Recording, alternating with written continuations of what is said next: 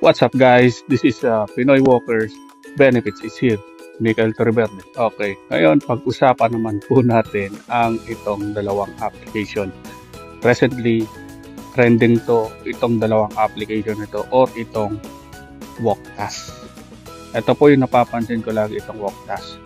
So kung titignan po natin itong dalawang application, either iOS or iPhone or Android na nasa inyo po. Nasa inyo po kung ano pong cellphone ang pwede nyong gamitin. So, sa akin po, they are both the same. Ang pinagkaiba lang kasi is yung kanilang payout reward or yung PayPal gift reward nila. Yon. So, kung napapansin po natin dito kay Walktas, yung kanyang generated coin is nasa gift o regalo. Sa every 1,000 or 10,000 steps, makaka-receive ka ng 100 coins. Dito naman kay Walkwork naman is energy. So makikita nyo po dyan is my chest. So yung 100 energy na yan, yun napapansin nyo sa ibaba, meron akong 2,700 or 2,700 energies na equivalent na pwede natin pagpapalit sa PayPal rewards or gift. Dito po kasi kay Walkwork, ang maximum lang po kasi ng kanilang PayPal gift reward is nasa 15. Unlike dito kay Walktas is ang maximum PayPal gift reward nila is nasa $50. So yung pinagkaiba po kasi is from 15 na PayPal dollars and ito po naman po is 50 PayPal dollars. Kaya ang dami pong nakakagusto dito kasi lahat puro na lang shortcut. So they are both the same kung paano po talaga.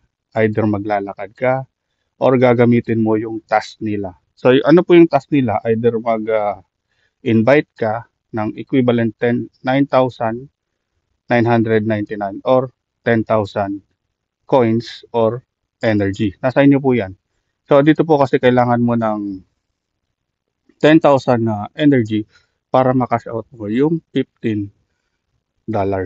So dito naman kasi kailangan mo ng 30,000 coins para maka-generate ka ng 50 PayPal rewards dito kay Walktas. So yun lang po yung pinagkaiba nila pero both the same po. Pwede po natin siya may cash out. Yun po ang kagandahan sa mga walking tracker na earning apps na ito na hindi pa alam ng iba. So ang lagi ko po kasi hinahanap is yung official community nila. Kaya bago ko po gawin po talaga itong video na ito, kailangan meron po talaga itong official community. Kasi once may nagka-problema po dito sa kanilang withdrawal reward or pagka-cash out, wala po tayong tatakbuhan. Unlike doon po sa ating pinopromote kay Sweatcoin, meron talaga tayong nakakausap na community or yung manager. So, at least, na-share ko po sa inyo anong pinagkaiba nila pero pareho lang po. Pareho lang po sila. Pero ang kagandahan, at least kumikita tayo sa paglalakad. Okay, yun lang po. At least sana enjoy kayo. At kung gusto nyo pong sumali dito sa mga pre-earning apps na po ito, click nyo lang po yung link. Andyan lang po sa bio ko. Libre lang po ito, wala pong bayad. At dito po sa dalawang application na to, wala rin po itong Influencer Hub. So lagi ko siya pinapayo sa inyo is maglakad lang po. Ganun lang po siya. Libre lang po lahat. Maglalakad lang tayo.